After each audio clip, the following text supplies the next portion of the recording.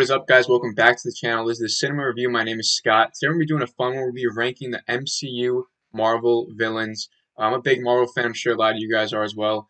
So let's just get right. All right, guys. First up, we got Abomination making his debut in the Incredible Hulk movie. He's played by Tim Roth, who's such a brilliant actor. I think he was underutilized in this movie. He does a pretty good job. Tim Roth is able to carry the role. Using the Abomination, like when you see him in the actual, CGI fights, it's okay. I think they could have done a lot better. But the fact that he's coming back in She-Hulk and he's also going to be in Shang-Chi from what we've seen from the trailer, I'm going to rank him as a C tier. I'm going to put him at C tier, but he could go up to a B with these new movies. Alright, so next up is Alexander Pierce, played by the great Robert Redford, making his debut in The Winter Soldier, one of my favorite, not only Marvel movies, but superhero movies in general. Just a brilliant, brilliant action movie. There's not much to talk about Alexander Pierce. I think he plays his part in the movie. Without him, there'd be no villain. As you know, in the movie, he's there to pretty much make S.H.I.E.L.D. into Hydra. So he plays his part. I don't think he's that interesting, though. He doesn't bring too much to the table. So with that being said, I'm going to put Alexander Pierce at C. He's not bottom of the tier villain. He also doesn't do too much to put him anywhere near the B or A tier. So let's move on to the next one. Up is Dormammu from Doctor Strange, our first sort of mystical cosmic being in the Marvel Universe. Dormammu is just there. He's like turned into a meme at this point. There's not really much to go into with Dormammu. I'm sure in the comics he's a lot more interesting. I haven't read too much about him in the comics, so with that being said, Dormammu I would have to put in the... This is tough, man. I'm going to have to go with C tier.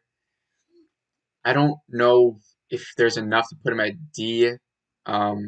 Only because I have a couple others in mind that are D tier.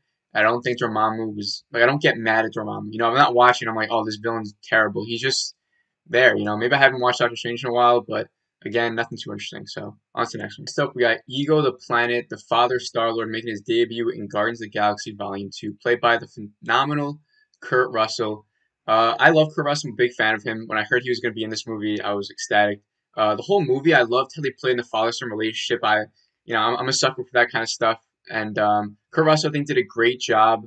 It's just, I don't know if there's enough to put him at the A tier yet. Will he be back? He could, right? I mean, I know he died, but no one's really dead in the Marvel Universe. He could come back in some way. Maybe in the What If series we could see him. I really enjoyed him. I thought he was really good, but I don't know if there's enough to put him at the A tier. So I'm going to go ahead and put him at a B for now. Alright, so next we got Ghost from Ant-Man and the Wasp.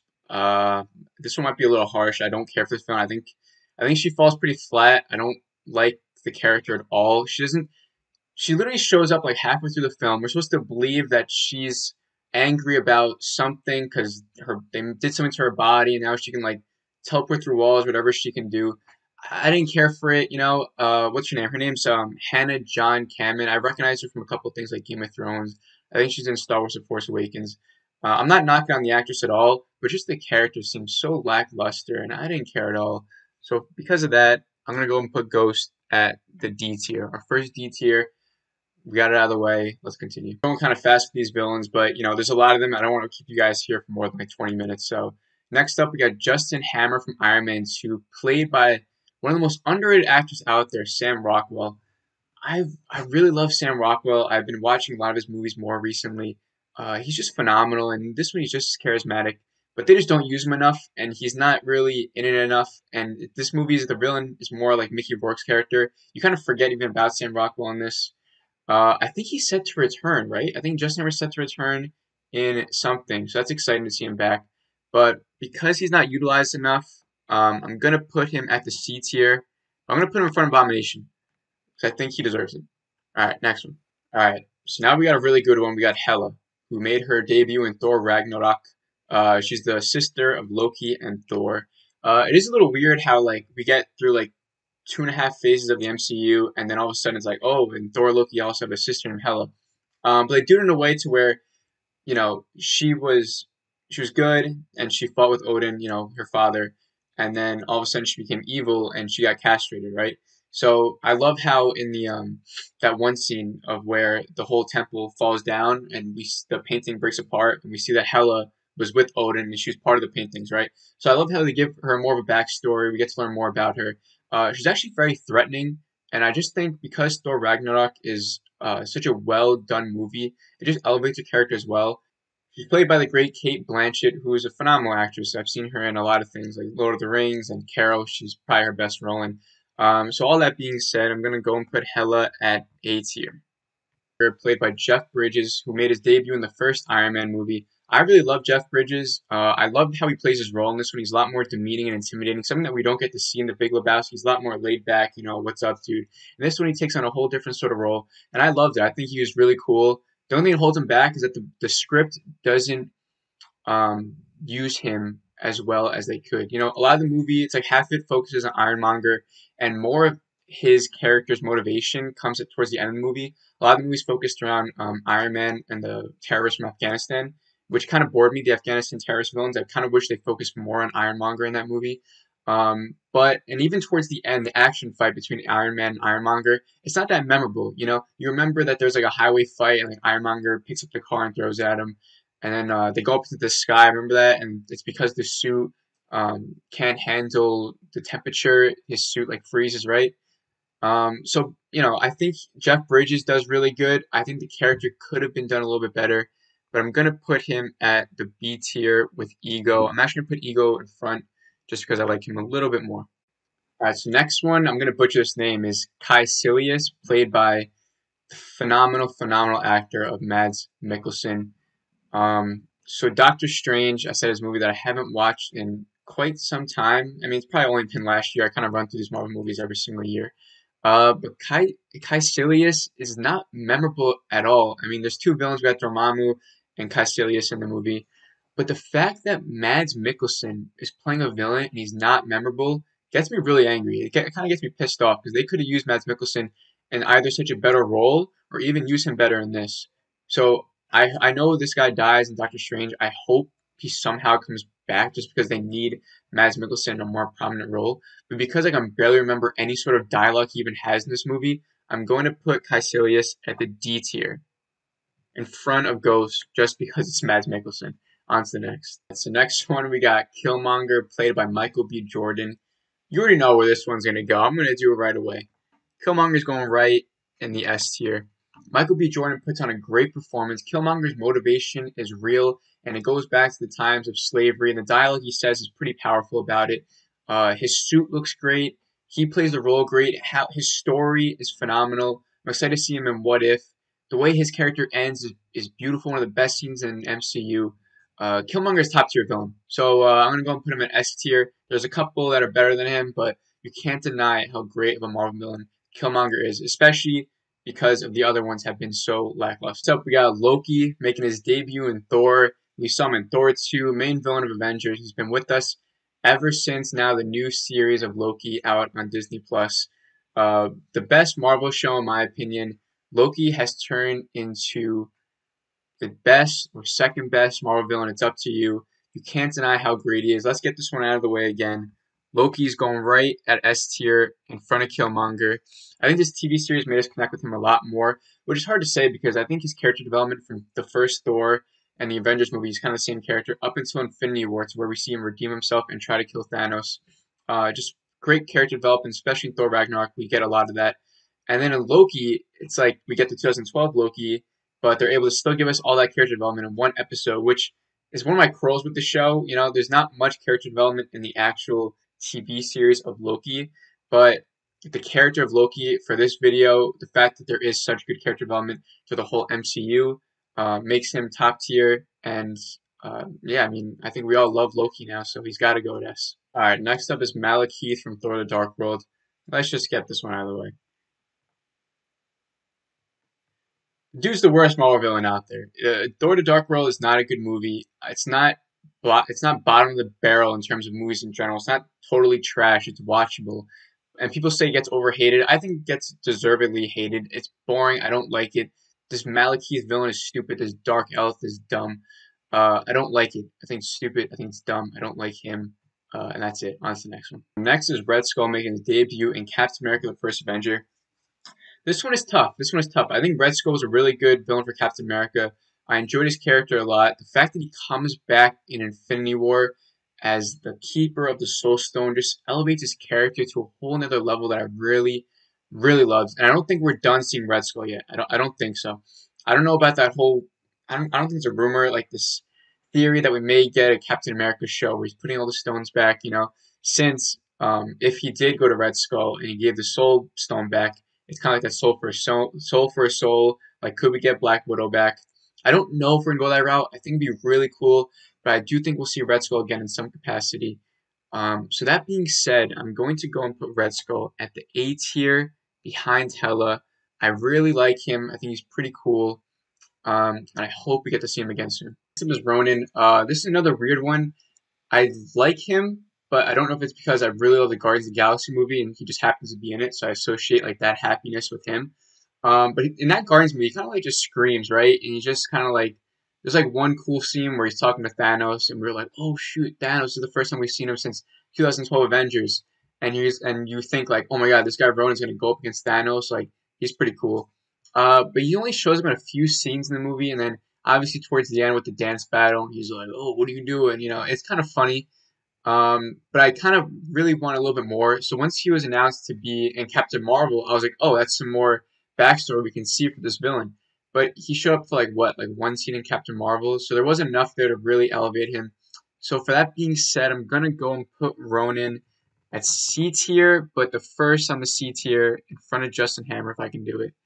Um, I just wish we see a little more from him, and I hope we do. On to next, let's keep the ball rolling. Next, we got Sonny Birch from Ant-Man and the Wasp. Didn't really care for this guy. I think he's supposed to come up again in another show. I love the actor. I've seen him in a lot of things, most notable for Sons of Anarchy, but I don't care for this character. So because of that, he's another bottom of the barrel Ant-Man and the Wasp villain, but I'll put him in front of the Ghost because I frankly just don't like Ghost at all. It is now time for the big boy himself, Thanos, making his first appearance in 2012 Avengers in the after credit scene. Thanos is my favorite villain. Let's just put him up here quickly. Put him in front of Loki. Not only is Infinity War and Endgame two of the best superhero movies of all time, maybe even the best behind The Dark Knight. Thanos does something that almost no other villain has, and you kind of root for him, right? I know it's kind of dark, but somewhere inside you, you're like, killing half the assholes on this planet doesn't sound like a bad idea. No, but not seriously. He has that something to where you just kind of get pulled to him, and I hope we get that in Doctor Doom. It's a villain that you don't root for, but you love to hate, right? So that's the key to a lot of these great villains out there, is that you love to hate him. And Thanos has that. He's just so, like, at the end of Infinity War, he's got that smile on his face, and you're like, oh my god, I can't wait to kill this guy. I can't wait for the Avengers to fucking defeat him. That's why we were so hyped up for Endgame, because Thanos was such a great villain. And yeah, so I hope in future villains they learn from that, and we can get more of that same sort of character appreciation for these Marvel villains. Because a lot of them, as you can see, aren't that good, but the ones that are good are some of the best. So Thanos is up there number one for now, and I don't think anyone's going to get past him. So next up, we got Ultron, an underrated villain for an underrated Avengers film. Age of Ultron, I liked a lot when I first saw it in theaters. I watched it again, I liked it even more. I think maybe because of the WandaVision, kind of elevates the movie a little bit more. But I think Ultron's really cool. And another thing, like Thanos, is that he has something that pulls you to him. What's his idea? That he wants to like wipe out humans because they are like detrimental to the evolution of their own species, right? Or just the evolution of the planet. Like humans are holding them back. Um, I mean, he's right in a way. I mean, humans are pretty shitty species. So I think Ultron's got that cool thing to him, and I hope to see him again. I think we will. He's like this weird cybernetic being, right? He's kind of like he's an AI essentially, right? I thought in WandaVision we were gonna see him. I think we get his voice right. But in White Vision, could Ultron be mixed in there? I don't think so, right? But hopefully we can get some sort of interpretation of Ultron coming back. I think it'd be really cool if he can come back. Maybe be a little bit bulkier, maybe a lot more. Stakes are a lot more higher for him. So all that being said, I'm going to put Ultron at A tier in front of Hela. I don't think he's at that S tier yet. Since he's only been in one movie, but hopefully he can eventually get there. All right, so I think you guys may be shocked where I go and put Vulture right now. You guys might be surprised. You might not be. Just kidding. He's going right up there at S tier. I'm going to tell you why. The world's changing, boys. It's time we change too. Michael Keaton is a phenomenal actor in this. I already loved Michael Keaton before this. This just elevated him even more. Vulture was such a cool character, and his motive is real. It's part of real life. He's like someone that was trying to clean up the city or whatever, and Iron Man's company just comes in and like takes over. After he spent all that money, it's like a believable reason to just fuck everything up. He's got some such memorable lines, and I love that scene of where Tom Holland's taking the girl to the prom. I forget her name, and he opens the door, and her father ends up being Vulture. It's such a great reveal. I wasn't expecting it, and his suit is awesome. Does he deserve to be an S tier? I honestly think so. I really enjoy him. The fact that we're going to see more of him in Morbius is crazy. I don't even know what they're doing with that movie. Hopefully, he shows up in No Way Home as part of the Sinister Six. I really hope they do that. But Michael Keaton, man, he's just killing it right now. I can't wait to see him in 1989 Batman. I can't wait to see him in The Flash as 1989 Batman. But the Vulture, man, he's top tier villain for me. Whenever I watch the movie, I'm so excited to watch him in every single scene. So, all that being said, put him at S tier. Alright, guys, we're almost done. We're getting to the home stretch. Next up is Whiplash from Iron Man 2, played by Mickey Rourke. I watched The Wrestler recently, starring Mickey Rourke. Oh my god, his performance blew me away. Blew me away. I never thought that he could act like that. So to see that in Whiplash, he kind of plays like this funny accent dude with the bird. Another one that gets me sort of mad. Not as mad as Mads Mikkelsen, but one that I wish he could have been more memorable and a little bit more cooler. He kind of like only is in his suit with the whips like once or twice in the movie. I didn't really care for him. I didn't really like him. I'm gonna go and I'll put him at C in front of Dormammu, just because Dormammu just seems like whatever. But yeah, I wish he could have been used a little bit more, but he's not a terrible Marvel villain. Next up is Winter Soldier. I actually wasn't expecting for him to be on this list because is Winter Soldier even a villain anymore? Not really, right? So, I mean, Winter Soldier is, the way we got to look at this, I guess, is that we're separating Bucky Barnes from the Winter Soldier. So the only time we really get to see the Winter Soldier is in Captain America Winter Soldier, obviously, and in Civil War for like what, half the movie. So to rank him is going to be kind of tough. I think he's still really good. Is he S tier? I guess so. I mean, Captain America Winter Soldier, like I said, is one of the best movies. And Winter Soldier, the fact that he's Bucky Barnes in the first Avengers is sick. And I wasn't really into comics when that movie came out, Winter Soldier. So for that reveal, shocked me. And then the fact that in Civil War we see that he's the one that killed Iron Man's parents, it's just like holy shit! Like it just blows me away by those reveals. I think he's got some sick powers. I think Sebastian Stan plays him great. I love that one scene at the end of Winter Soldier where Winter Soldiers are pounding on Captain America, and Captain America's like, "Do it, because I'm with you till the end of the line," or whatever he says, whatever Bucky said to him in the first Avenger. Just such a phenomenal scene. Winter Soldier stops there. It's that whole inner fight thing. I love. I love that we got more of that in Falcon and Soldier. So because of that, I'm gonna put Winter Soldier at the S tier. I'm gonna put him behind Vulture though, and I actually might go ahead and switch Vulture with Killmonger as well. Um, so yeah, let's go on to the next one. All right, so next up is Yellow Jacket from the first Ant-Man. Does anyone really care for Yellow Jacket? I mean, the only notable thing we've heard of recently is like that his helmet was in the Loki scene, right? It was like a bigger size. I think we're getting Yellow Jacket in what, Quantumania? I think he's coming back. So maybe he could be elevated in this list one day.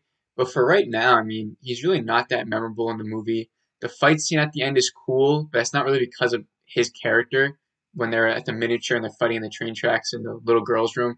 That's just really a script point of and director nod. That's not really a nod for the villain. So because of that, I'm gonna go and put Yellow Jacket at C tier, actually behind Alexander Pierce. I think he's a little bit better in Whiplash, but hopefully he's another villain that gets elevated by the more we see from him.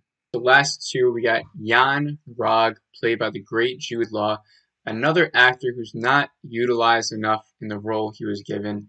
I do like the how he's part of that reveal that the Skrulls may not be the bad guys and it might be the Kree that are bad. That whole movie we're thinking the Skrulls are so evil and the Kree are the good guys.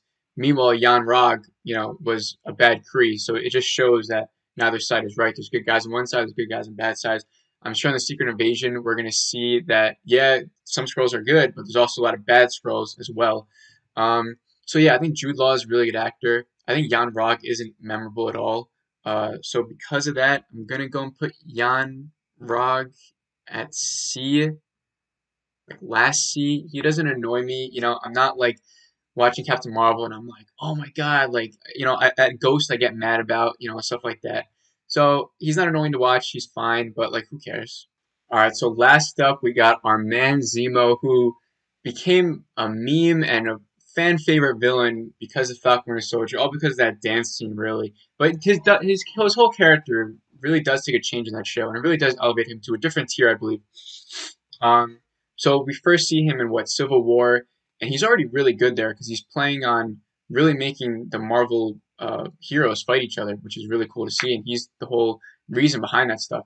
So Zemo's already really cool there. I love how he has like that inner fight, and his story is really cool because he's pissed off because Iron Man and the rest of the Marvel heroes they destroyed Sokovia and a building fell on his freaking family and they died. That's a good reason to go after these guys, right? Um, so I love that, and the fact that at the end of Civil War, I mean, the dude tries to kill himself. That's some deep shit. So he's already, I'd say, like a B or A tier because of that. And then because of Falcon Winter Soldier, we see his whole evolution from sort of not becoming a good guy, but he's got to work with Falcon and Winter Soldier because they got similar interests at hand. And that one scene where he's at the memorial and he's got the gun pointed at Winter Soldier and he's like about to shoot, but then he doesn't. It just shows whole character development, and we're gonna see a ton more of him, I think. And Thunderbolts, hopefully they make that show. He's gonna come back. For right now, I'm gonna go and put Zemo at A tier. I'm not the biggest Zemo fan. I'm sure a lot of people will have him at S tier, but for right now, I'm gonna keep him at that A. But maybe, hopefully soon, he will get to that S tier. And that is it, guys. If you stuck around for this long, thank you so much. I appreciate it. Please like the video. Please subscribe. Please comment if you agree with this list or if you don't. Who's your favorite villain character and who's your least favorite? I'm just starting out here, so whoever subscribed, whoever's keeping up with my stuff, please thank you so much. I appreciate it. I'm just having fun here. I'm just talking about things that I love, and I hope you all can join me. So that is it. I hope you guys have the rest of a great Sunday evening, and I hope to see you again soon in the next video.